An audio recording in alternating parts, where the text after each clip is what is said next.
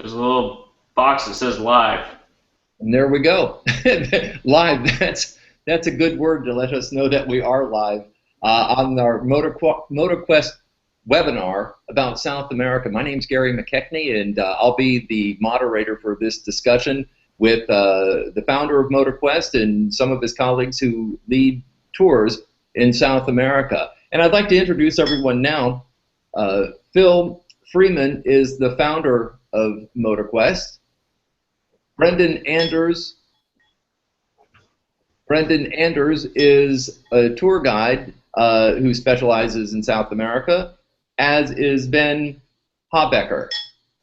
And we'll be talking to all three of these gentlemen today, and you're welcome to pitch in with questions toward the end of this conversation. But first, I'd like to talk to Phil about his background and how MotoQuest got started and its global reach. So, Phil, if you could talk to the folks about MotoQuest, the company that you started, where you're broadcasting from, and what MotoQuest does around the world. Thanks, Gary. I'm coming in live and direct from Girdwood, Alaska, just 45 miles south of Anchorage, Alaska. And I'm in my family's ski cabin. We're really close to a ski resort here.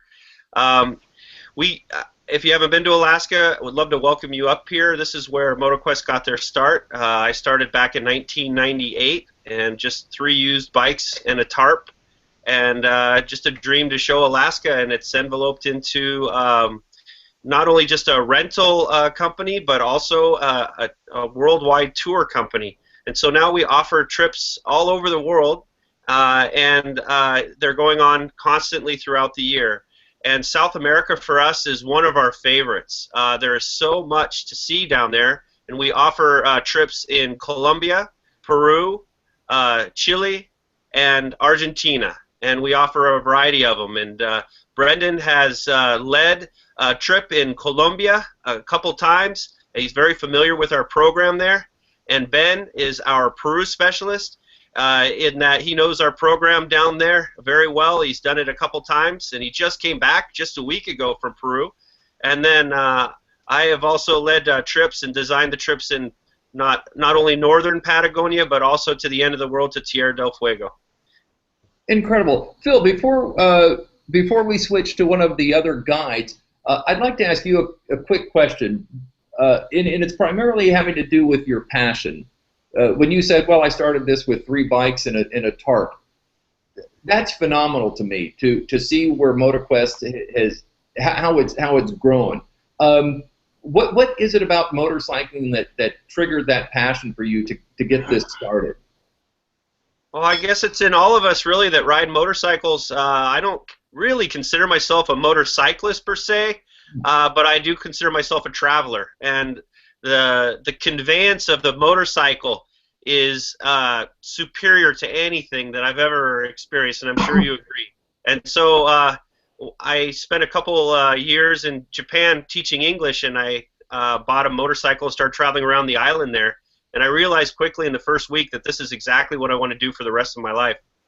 So I took the dream back to Alaska and started very humbly with just a couple bikes and an idea to do little camp tours around Alaska and show that state. And it's really turned into something quite amazing. Actually, I think the most important is the people that I've been in contact with throughout the time, motorcycle enthusiasts that travel, and they're from all over the world, all walks of life, and they really do bring life to this program. Good for you. And if you had one bit of advice, and we'll jump into South America in just a second, but I love your passion and the fact that you were able to accomplish something that you wanted to accomplish. If you had one bit of advice about people who want to follow their passion, what would that advice be? Well, an entrepreneurial spirit is needed. In fact, you just need to be able to risk it. It's like building a plane, a small business, and then at the end of the runway, you hope you take off. And there's a lot of fear and anxiety that's affiliated with that. But I say, you know, life is short. Go for it. Just throw everything into it. If your heart's into it, it really doesn't matter if you're getting paid. It really doesn't. It matters that you're happy. And then if you're lucky, perhaps you could do both.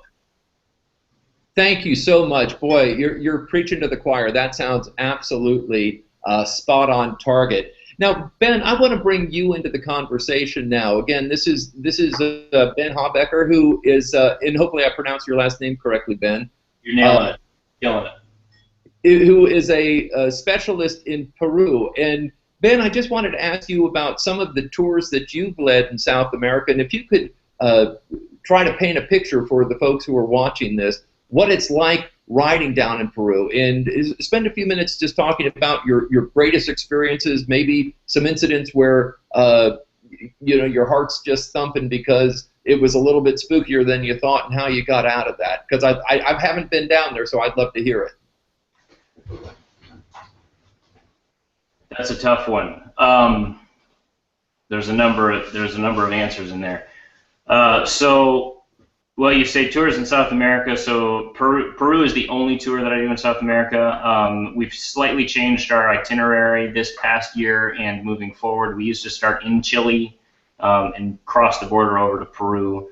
But predominantly, it's Peru that I know. And relative to what's got my heart thumping, I mean, I guess I can answer that in two different ways.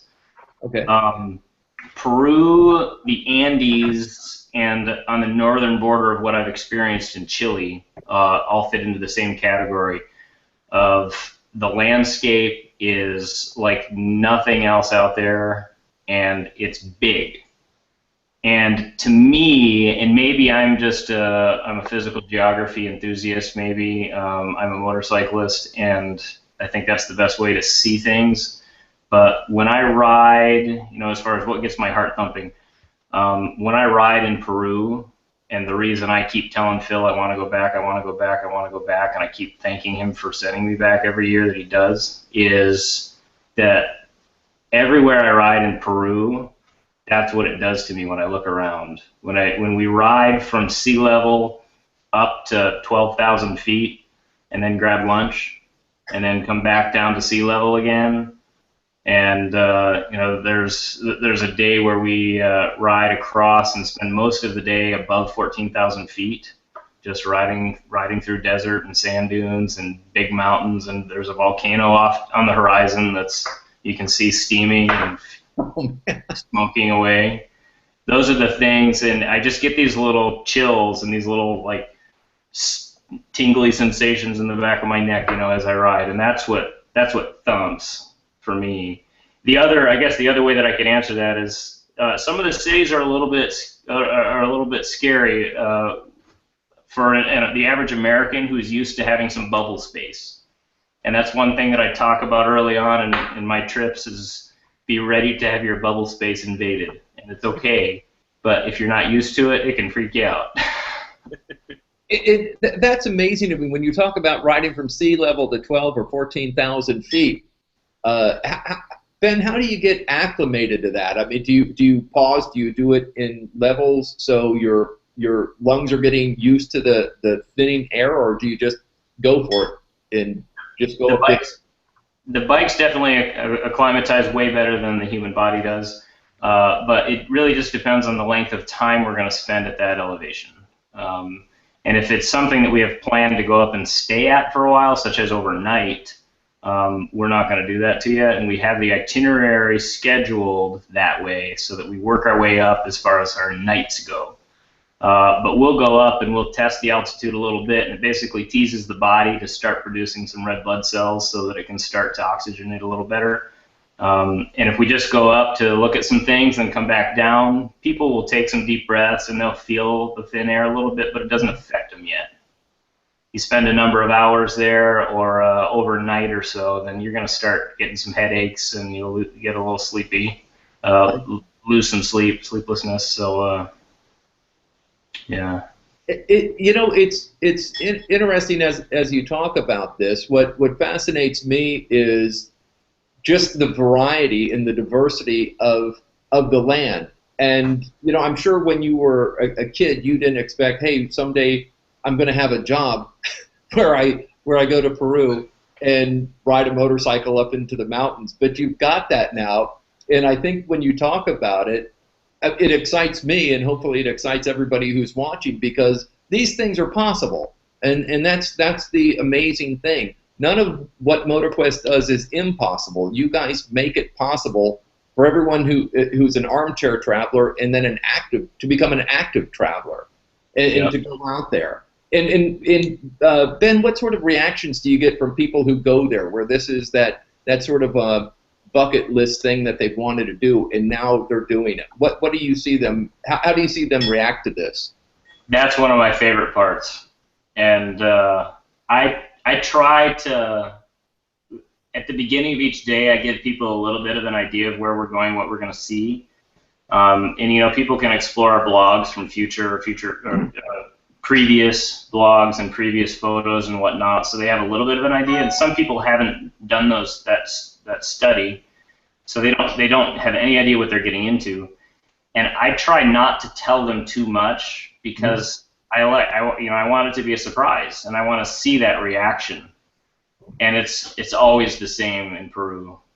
And people struggle to come up with words for what they're seeing, what they're experiencing, and they just pull the camera out and they close your mouth, you're starting to drool, things like that. But beautiful, beautiful. And what a treat to be able to be the one who helps facilitate that for them. Hey, I want to talk now to Brenden, because Brenden is another guide for MotoQuest, and his specialty is Colombia and Patagonia. And Brenden, if you could answer that same question about what people are going to see in those countries, what sort of physical and geographical set picture can you paint for them?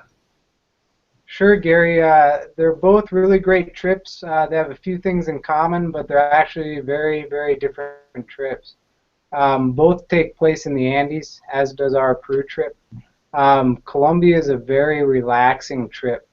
We spend 2 weeks, very nice hotels, very kind of docile itinerary, not difficult riding, and it's mostly about scenery, taking in the culture, and exploring around day to day. Where Patagonia is a little bit more intense, and Phil can tell you a little more about that, especially southern Patagonia, but it's more deep gravel, high winds, and definitely a lot more of an adventure. I see. So you said Phil can talk about Patagonia, so why don't we ask Phil about Patagonia? And I think he's a specialist in Peru, North Patagonia and South Patagonia. So Phil, do you want to talk about that? And when Brenden talked about high winds, my flashback goes to Kansas, where I had to do the Kansas lean as I'm riding down the highway. Is that what it's like in South America? Yeah, I haven't been fortunate enough to ride in Colombia with us yet. I did live for a year in Ecuador, and I have an idea of the topography there. But Patagonia is more of a notch on the belt. It really is something that it's an accomplishment. It's not just a Sunday ride. I've been to Perudo Bay in Alaska many times and ridden that road, and I would say that Patagonia is not equal, if not more difficult, more challenging than our Perudo trip. And the reason is that there are some gravel roads there, and then all of a sudden you hit the roaring 40s and you get smacked with a side wind, and it makes you really pay attention. So it's not a leisure ride, and that's what we like to tell our riders. This is gonna be a challenge. This is an accomplishment. You know, we offer another package of northern Patagonia in the Lakes District, and that is more of sniff the flowers, really nice high-end accommodations. There is dirt surfaces, but it's more of a lollygag through very beautiful, diverse countryside. But the Patagonia end of the earth ride, it is point to point, and you are, by 4 o'clock in the afternoon, usually exhausted, and you also have a sense of accomplishment, that's for sure. It is an amazing ride, but it's not for everybody. Thanks, Phil. Phil, I've got a couple of a few follow-up questions. Could you name every head of state in every South American country for me, please? Just kidding. No, just kidding. No, what I'm curious about, what is your next South American tour coming up on the calendar? Actually, I think Brenden will be headed down with the group in Colombia in October, if I'm not incorrect. Correct? Yeah, we're going October 10th through the 24th. Oh, and Brenden, where is that tour going to go? In addition to the nation, what places are they going to see on your October tour? We start the trip in Cali, which is the southwest of the country, and it's the third largest city. And we do a counterclockwise loop through the Andes. We skirt around Bogota and go up north through kind of a canyonlands, circle through Medellin, and then down through the coffee district. But the whole time we're in the Andes, up and down in elevation, and just surrounded by trees and colors and people. And Brenden, when you mention names like Medellin, obviously it begs the question: is it safe, or what do you do to ensure the safety of the riders? You know, Gary, the country has come a long way, and I don't think it's quite the country most people think of when they hear the name. There's still definitely areas where you don't want to go. We partner with locals in country who show us where to go, when to go, and make sure we're in the best parts of the city. So I've been down there. This will be my third time, and never once have I felt like I was in the wrong place at the wrong time. Yeah, I was in Cartagena in December on the coast in Colombia, and I was amazed. It's like a very cosmopolitan city there. And what is the conditions of the roads in the regions that you'll be riding in, Brenden? Inside the cities, it's a lot like what Ben was talking about. I remember the first time I got there, I came out of the parking garage from the hotel, and the police officers were blowing their whistles at me and pointing in between the cars because I was taking up valuable lane space. You know, they wanted me between the cars. So you definitely have to be comfortable with that loss of personal space. And actually, the drivers are a lot more aware of motorcycles than they are here in the U.S. because they're used to the motorcycles coming on either side of the car. So it's kind of organized madness in the cities. As you get out of the cities, the roads become two-lane. The lines on the roads are just suggestions. There's people using the shoulders in the oncoming lane. There can be lots of road damage and surprises. So it's definitely a lower speed. Pay attention. Nobody's trying to set land speed records, just a nice, safe, comfortable pace. And Brenden, in October, what is the weather there? I've always heard if you're below the equator, it's winter time when it's summertime here. So in October, is the weather similar to, I guess, the Midwest? Yeah, Colombia being so close to the equator, seasons, they sort of disappear how you and I know them. There's the rainy season and the dry season, so October is closer to the dry season than it is to the rainy season. We still do get occasional afternoon showers, but it's actually very nice. It's similar to what you feel in Florida. It's a little bit muggy and hot, Okay. but so the rain is actually a little bit refreshing most afternoons. And then dry right off. But I still wear mesh gear. Maybe I pull over the raincoat if it's really coming down. But it's not that bad. Also, you just have consistent daylight. It seems to get light every day at 6 a.m. and dark at 6 p.m. So you really have this nice, consistent schedule all year round. And what kind of bikes are your riders going to be riding when they take your Colombia tour in October? We do our base bike is the Kawasaki KLR 650 single cylinder. It's got plenty of power for Colombia, and the full suspension is nice for the potholes and things. The average speed is very slow, maybe 40 to 50 miles an hour at the most, because the roads are narrow and curvy. So plenty of power, but we do all the way up through the BMW GS Series 650, 800, and the 1200 GS. Okay. And one more question for you, Brenden, before we switch over to Ben to talk about his upcoming ride.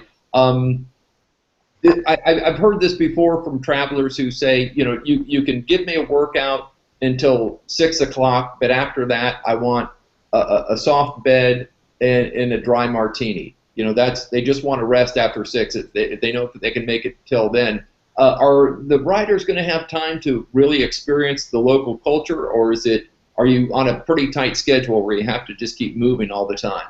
I'll do you one better, Gary. We're usually in the pool with the first beer about 4:30 in the afternoon. Like I said, Colombia is a little bit more of a relaxed ride, and every place we stay at has a swimming pool. So we get in early, walk around town, explore the sights, enjoy the pool, and have dinner. So it's a very relaxing trip. Perfect. Thank you, Brenden. Now, Ben, I want to chat with you for a while. When is your next tour and where? Phil, you want to answer that for me? We have you slated you just came back from Peru last week, and he's headed there next year for our trip, and we'll also offer it in the fall in September as well. So if we book a trip, he's going. All right. Well, Phil, why don't we go with that? We'll sort of do it in retrospective since you just came back. Where did you go in Peru? How many days? And again, the same questions that I asked of Brenden. Do you have time to soak in some of the local color? Yes, and yes. We start in a city called Arequipa and do a circuit. It's in the southern half of Peru. It's in what's considered the northern reaches of the Atacama Desert. It's a city that sits at about 7,000 feet, and it's nestled right between two big volcanoes that are 19,000 feet respectively. And that's the beginning. And then from there, we follow the coast. We do a clockwise rotation. We go down to the coast, see the Pan American Highway, stay on the beach. Everything on the west coast of the Andes in that region is dry desert feel. All of our lodging that's on that side of the Continental Divide has a pool similar to Colombia. And from one day to the other, we've got a couple of big days that are in the itinerary, and I prepare folks in advance for that day and let them know that this is a day we can't lollygag too much because we got to make sure we get there, preferably before dark is my goal. I don't like riding after dark, and I think most people probably feel the same way and want to get in at a decent hour to enjoy it a little bit. Okay. And then we've got a few days that are designed to be layover days or short days so that we can get into our destinations really early. So from one day to the next, this is part of the design of the itinerary. We've got some days planned because this day, this destination has a lot to see. We want you to be able to enjoy that. We want people to be able to take a flight to see the Nazca Lines when we're there, for example. Oh, my gosh. Yeah, Cusco is this fantastic city in the clouds at 11,000 feet, and there's so much culture there. There's so much history, ruins to visit. We want people to have a free day there to just go and see the city, those kinds of things. So, Ben, have they figured out the Nazca Lines, for those of you who don't know it, and hopefully I'll do this justice, they're giant, would you call them pictographs in the ground that could be, if not several hundred yards across, they could be even miles across, but you can only make out what these images are when seen from above. Is that correct? And they were correct. Yeah, 50 to 100 yards wide for most of the shapes that are down there, and yeah, that's the big mystery, and I think the really interesting part about it is that you can't see them on the ground. And they didn't discover them for a number of years because of that. It wasn't until the era of planes that they were discovered. So hence the theory about ancient astronauts and being able to put these. See, this is what I love about motorcycling is just that thrill of exploration that you have. And even if you ride a motorcycle to work, you're going to take a different route to work because you're on a motorcycle. But in the case of MotoQuest, I mean, you guys are doing it on a global scale, which is fantastic. And let me ask you this question, Ben, as a follow-up or wrap-up. When you're down in South America and you're riding your motorcycles, do you get the same sort of attention that you get when you're in America? Because when people see a motorcycle go by in America, especially when it's a group, they turn their heads and they want to be part of that. Is that what you get in South America as well? Yes and no. There are far more motorcycles down there than there are in the U.S., in my opinion. I don't have any statistics to back that up, but Phil and Brenden may be able to agree or not. But they're smaller by far in displacement and used for an entirely different purpose, primarily. Very rare to see another motorcycle that's the same size as what we're using on the tours. And that causes people to look at us very differently. So they don't see us as, they almost don't see us as motorcyclists. They see us as something different. And, you know, even to the oncoming vehicle, we're sometimes seen as a car on the road rather than the motorcycle that's typically on the shoulder because they can't go fast enough. I see. Down there. So do they do any llama tours? Just no, never mind. They like to spit on you if you get too close to them. Phil, I wanted to ask you again. You are a specialist in northern and southern Patagonia, and I just want to get your sense of place. And you lead tours down there as well, correct? Correct. And what is your interaction like with the locals? Let me ask you, I'm trying to figure out a way to phrase this correctly. Are you pretty insulated from the locals, or do you interact with them? If you go to a bar or a store or a restaurant or a cantina, do you mingle, or does your group stay together? Do you encourage people to test the language out and become part of the culture when you're there?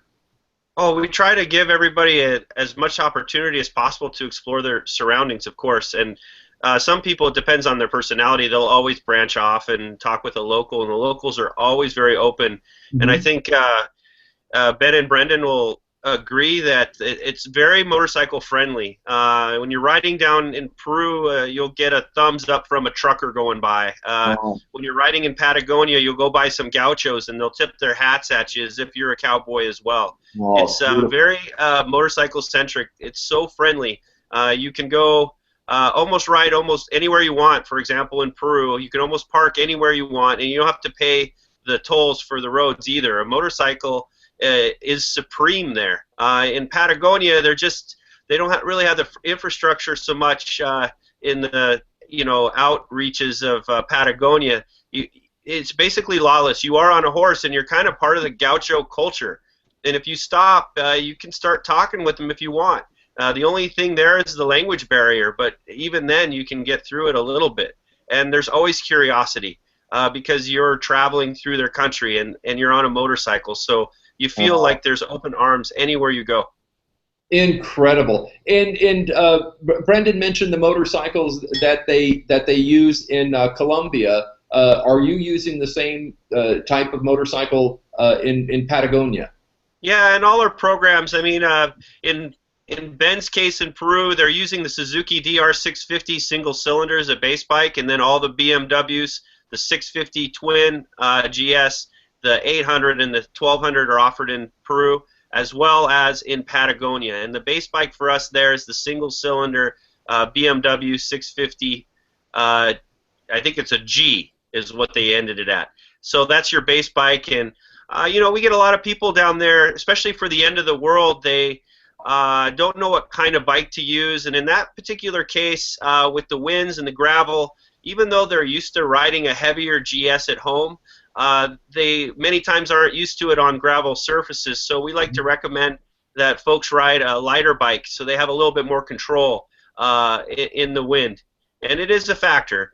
As for northern Patagonia, that's a non-factor. You don't get the wind. It's just more of a lollygag through very beautiful country. But yeah, BMW line all the way, the GS series. Okay, and here's an open question for any of you, because you've been there. How do you ensure for the rider's safety? And any one of you can take that question, because obviously if you have a little mishap or a little spill, you're going to be a little bit more cautious about it, especially being in South America. Your family doctor is not right there. How do you ensure for everyone's safety, whether it's on the motorcycle or in a town? Okay. Do you mind if I take this? We always travel with a support truck that is always driven by a local. We always have a local part of our staff. And we, all of us collectively, have dealt with, unfortunately, some instances, some accidents along the way. If something should happen and go sideways, our primary concern is to make sure that the rider is taken care of. And then you always go into Plan B mode because every single occasion is different. But the number one concern is you can always get another bike, but you can't get another person. So we take care of them the very best we can. We get them to the best, hospital infrastructure if they need it, and make sure that their family's contacted right away. Make sure that they're good, that they're taken care of, and they're on their way home safely. If that should happen. Surprisingly, it almost never happens, but it can. And we have that support truck just in case we need to use it in any shape or fashion. And also the local that is there can also help us and cut corners to get to where we need to go to accomplish a safe return for our rider.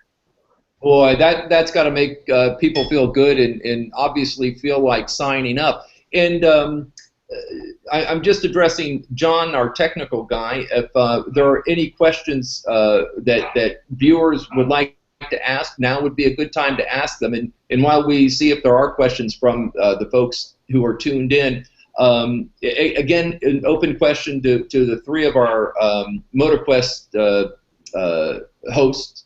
Are there any books that you would suggest people read to get a taste, maybe something about Che Guevara's ride through South America, or are there any other books that they should read just to whet their appetite and start thinking about what they're going to see and what they're going to experience? The floor is open. I always recommend The Lonely Planet. Okay. The Lonely Planet.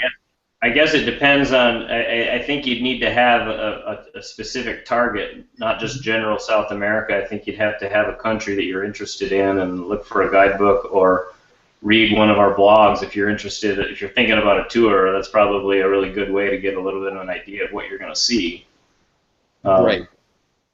Right. So start with the blog, go to the MotoQuest.com website, and you'll find a lot of information there. And if there are any questions from anyone who's watching, just go ahead and chime in. And as we wait for that, you can interrupt me if you'd like. If there's anything I didn't ask Brenden that you would like to answer for folks who are considering a ride in South America, whichever part of South America, with MotoQuest, if you'd like to answer anything I neglected to ask. I think one thing that a lot of people enjoy hearing us go through, and I don't mean to put you on the spot for it, Phil, but there's a lot of different operators who do the Southern Patagonia trip. So could you run us through our loose itinerary starting in Osorno? Sure.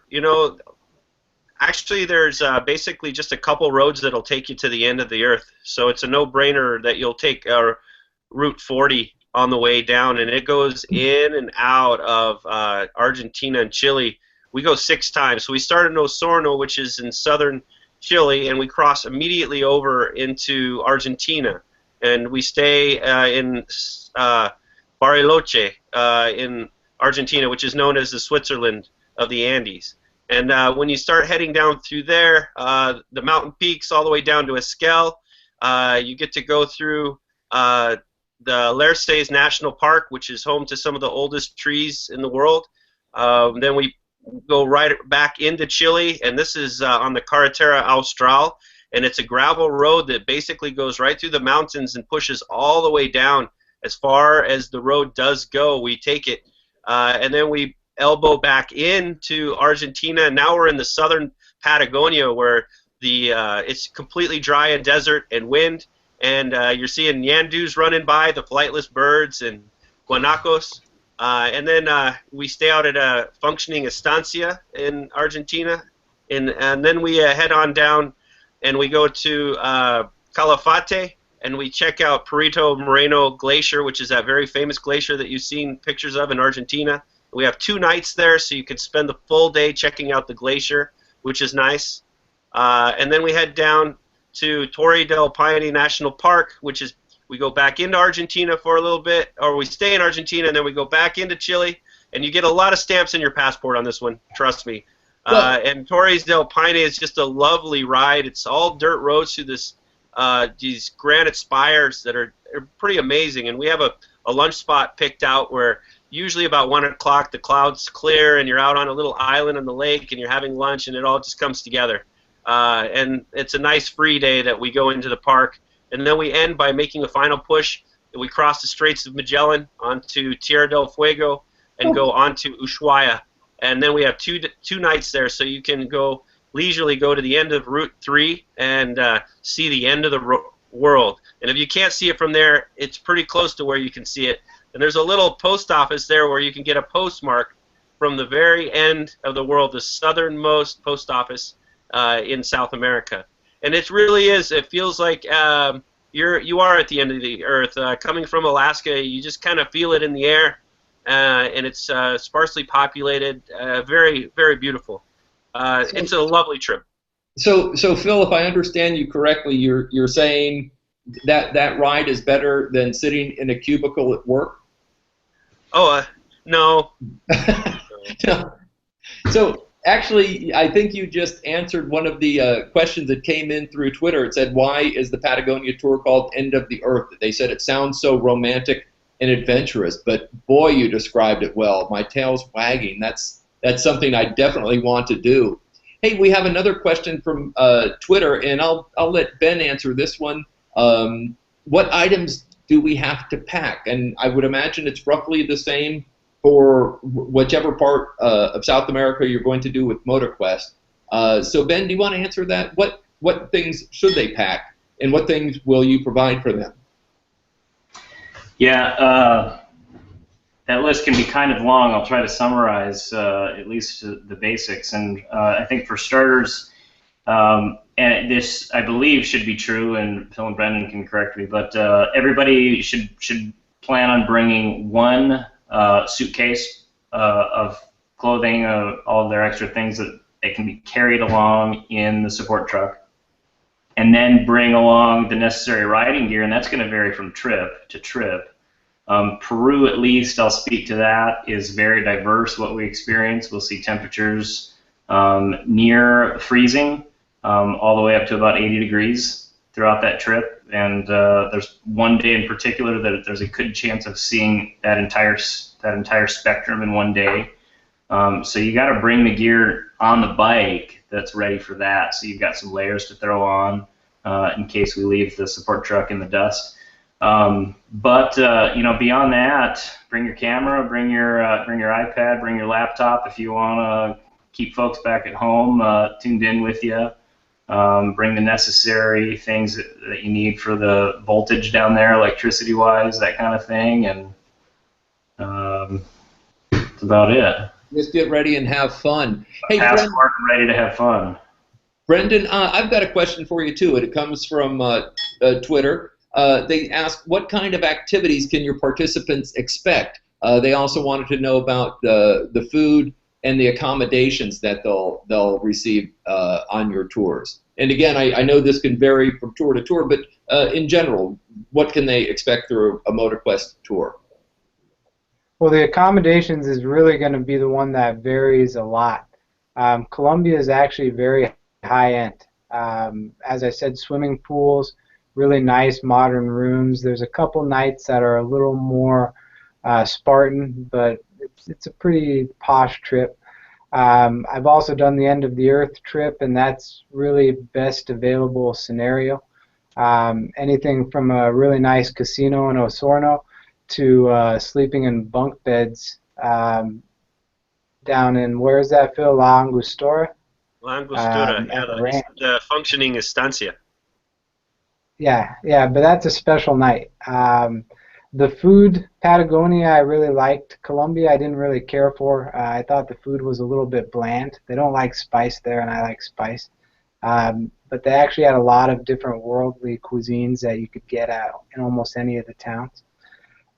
Activities, that's going to be different on different trips. End of the Earth, I don't feel like we had a whole lot of time for extracurricular activities. In Colombia, we definitely did anything from walking tours of the city to horseback riding to riding dune buggies or river rafting. Anything can be arranged on the free days. Incredible. Phil, would you like to add to that for the tours that you lead, the level of accommodations, food, recreational activities? Yeah, I think Brenden nailed it. It does vary, and we usually try to do 3- and 4-star accommodations, but we always throw in a 2-star. But the reason we do it is it's in an off-base, very local environment that has a scenic riding value to it. So it's really off the beaten path. And if you like that kind of thing, we don't stay at those places every night, and we do let you know this is the night that we are kind of downshifting. But the upshift is you'll walk out and you'll watch farmers actually bringing, milk jugs out to the road, and you really are part of the environment, and it's not a tourist, avenue, and that's why we picked it. Yeah. But as for activities, he's right. On the end of the Earth trip, you really are going point to point. We do have rest days, but you are using those rest days to ride around and explore. So you are riding pretty much every day. Whereas in the northern Patagonia adventure that we have, it's a great couples trip, and it's very good accommodations, all very nice. But you have side activities like taking a skiff out to a penguin colony. You can go river rafting. We have a couple places where you stay a couple nights, and some of them are in thermal hot springs, so resorts. So you have a thermal bath. And then Ben's trip in Peru, of course the marquee there is they spend an entire day in Machu Picchu, and he can fill you in about that. Oh, please, yes, I'd love to know. I'd love to know about Machu Picchu. Machu Picchu is everything that it's cracked up to be, and then some, clearly. But as much hype and as attractive as Machu Picchu is, I'm sure that's probably the #1 reason why most people sign up for the Peru trip. But I think I can confidently say that that's rarely ever the highlight because of how outstanding the rest of that route is. Wow. People go expecting that they go to get to Machu Picchu, but the rest of the trip ends up being wow factor. In Machu Picchu, what is the altitude there? Do you know? Machu Picchu itself is 7,800 feet. Okay. So, just a quick background, that was a lost city until when? Early 1900s, 1912 maybe. Somebody can correct me if they're more accurate. But when was it occupied, Ben? Well, that's one of the mysteries about it. And it seems that even to the Incan culture down there, that city's still pretty mysterious. What exactly it was used for, there's a lot of theory about it. That it was a retreat, kind of like a weekend getaway for the emperor back in the day. Cusco is the capital of the Incan Empire. Okay. And it's a couple days walk from there, and there's still a trail that people hike on called the Incan Trail that they'll go on to get there. That's not part of our tour, but we stay in Ollantaytambo and then ride a train to get down to a little town that's down at the river called Agua Caliente. Oh, and then we ride up a bus that goes up a number of switchbacks up to where Machu Picchu is, and then we're there, and it's this hidden little thing that you can see why it wasn't discovered for so many years, because you can't see it from the bottom. So, and what about the Pan American? Sorry to interrupt. What about the Pan American Highway? The Puerto Inca in Cusco. Would you like to talk about that, or is that better for Phil or Brenden? Either way, chime in or take over if you want, Phil. But Puerto Inca, I don't know. There's a few places. I think Puerto Inca is one of the really special places, one of the real gems of the Peru trip. And I've had more people get to Puerto Inca and say they're done than any of our other lodgings, I think. I've had people hand me a credit card and say, just sell me the bike right now. I'm not going anywhere else. I'm staying right. It's just this hidden little gem right there on the coast that's just beautiful. And I think it might have been Brenden or Phil who mentioned the Pan American Highway.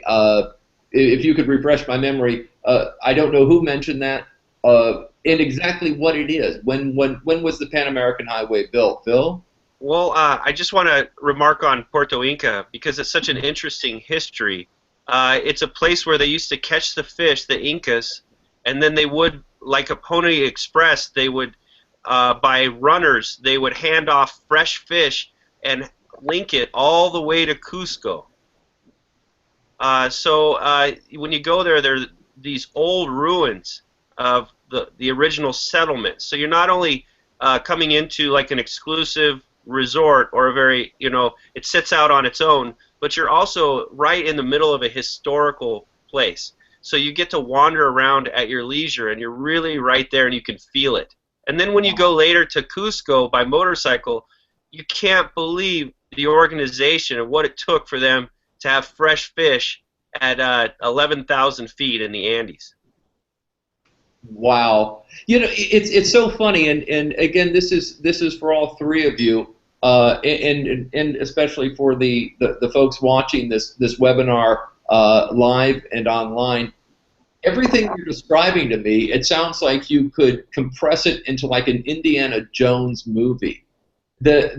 How exotic it is, how different from riding in America it sounds like. The diversity, the cultural diversity, just everything about it just sounds like this fantastic adventure that if you're not doing it, you're really missing something.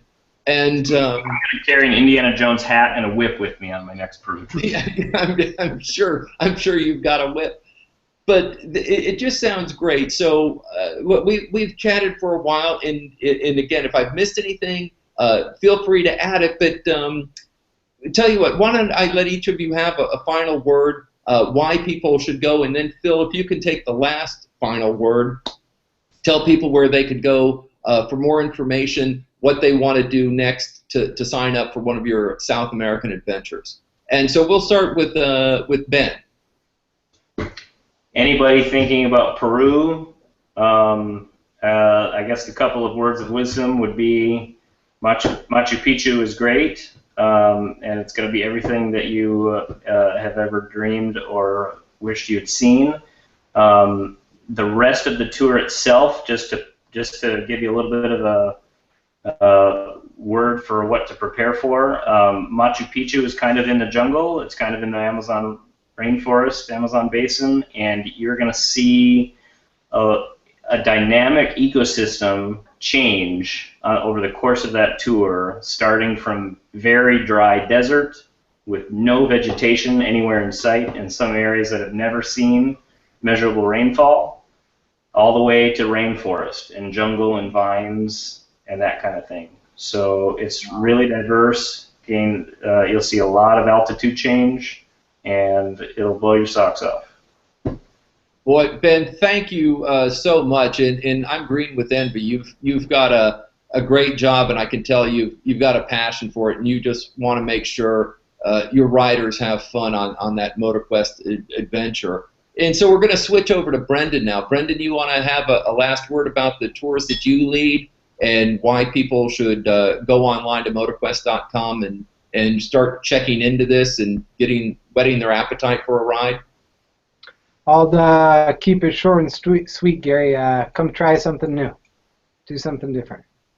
Absolutely, absolutely. That's fantastic advice for anything. I mean, it's easy to fall into a rut, and it takes a lot of effort to get out of that rut. And man, I would imagine if you went online right now to MotoQuest.com and you started filling your head with all this eye candy, all of a sudden you'd see all of the possibilities and potential that's out there. Well, Brenden, thank you very much. And Phil, I'm going to give you the final word, and I definitely want you to underscore how folks can get in touch with you. And again, as always, congratulations, Phil, for starting this, because you make dreams come true for a lot of people, and you're to be applauded for that. So tell folks about your company, how to get started with this, and when they can go to South America and some of your other destinations around the world. Well, every destination that we offer is unique. Every place that you've ever been, I'm sure you agree, Gary, has wonderful riding, that's for sure, but there's something in all of us that wants to go to a particular region. And Colombia is different than Peru, and Peru is different from Chile, and when you go from Chile to Argentina, you know they're different. But one thing's for sure, they all love the motorcyclist, and you get a lot of encouragement, much more so than in the United States, for what you're doing, what you're accomplishing. And a lot of encouragement. They just want you to be there, seeing their country, and you'll get invited into homes. You'll get a free passage on a ferry just because you're a motorcyclist. It's amazing. You know, it's a short life. I had a fellow rider call me and say, why would I take this tour? And it was to Patagonia, and I asked him, why not? Why not? Nice. That's it. So, Phil, where do people need to go to get information and get that sort of virtual pep talk to commit to one of these rides? Well, one of our primary goals at MotoQuest is to be reachable. So all you have to do is go to MotoQuest.com.